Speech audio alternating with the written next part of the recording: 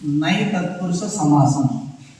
ఈ నై తత్పురుష సమాసంలో వ్యతిరేక అర్థం వస్తుంది, వ్యతిరేకమైనటువంటి అర్థం వస్తుంది. ఎగ్జాంపుల్ చూసుకుంటే సమాసంలో అసాధారణం అన్నాడు. సమాసంలో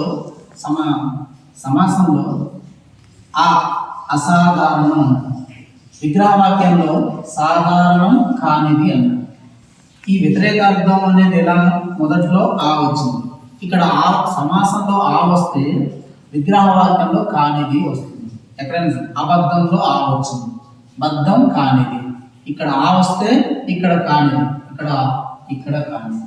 అలాగే సమాసంలో నీ వస్తే చివర విగ్రహవాక్యంలో లేనిది వస్తుంది. రెండే పదాలు. సమాసంలో ఆ వస్తే విగ్రహవాక్యంలో కానిది వస్తుంది. సమాసంలో నీ వస్తే విగ్రహవాక్యంలో లేనిది వస్తుంది. ఈ రెండు కూడా వ్యతిరేక అర్థాన్ని ఇస్తాయి. చూడండి, అలోభము లోభము కానిది. అలాగే అవివేకి వివేకం లేనివాడు, వివేకము లేనివాడు వ్యతిరేకాలు. అన్ని నిష్కల్మషము కల్మషము లేనిది కానిది, ఇవన్నీ వ్యతిరేకార్థాన్ని ఇస్తుంది. అలాగే ఒకవేళ మనకి అసాధారణం అని ఇచ్చి దానికి విగ్రహవాక్యం రాయమన్నాడు అనుకోండి, అప్పుడు మనం ఏం చేయాలి? ఇక్కడ అసాధారణంలో ఆ మొదటగా ఉంది కాబట్టి ఈ ఆ తీసేసి ఈ సాధారణం పక్కన ఆకు బదులుగా ఏం రాయాలి? కానిది అని రాయాలి. అప్పుడు సాధారణం కానిది అవుతుంది. ఈ అసాధారణం సాధారణం కానిది అవుతుంది. ఉదాహరణకు అలోభము అన్నాడు.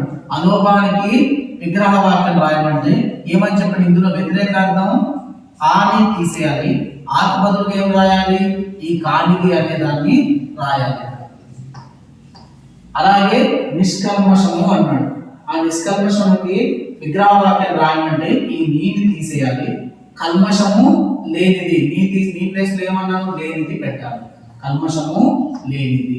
ఈ విధంగా ఇచ్చారు. ఇందులో మూడే పాయింట్. ఒకటి వ్యతిరేకార్థం ఇస్తుంది, అలానే ఆ గాని లేదా నీ గాని ఈ రెండు అక్షరాలు ఉంటాయి సమాసంలో మొదటి అక్షరం.